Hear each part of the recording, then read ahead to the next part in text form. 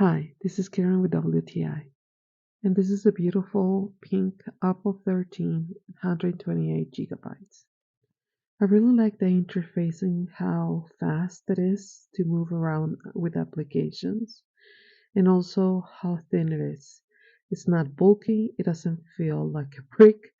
It still has the bottoms of mute and the SIM card slot. And swiping by left, I can see the battery easily.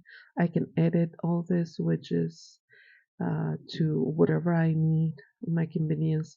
It's really fun to play around with the lock screen and home screen. I can add any emoji if I want to, or colors, whatever the mood that I have for that day, or also adding to the focus feature. I really like and I use a lot this feature for the photos, which is the natural or studio light or black and white, depending on what is it that I'm taking photos of or video of. And the photos look great.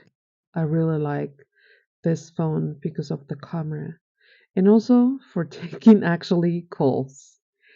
And that's my point of view.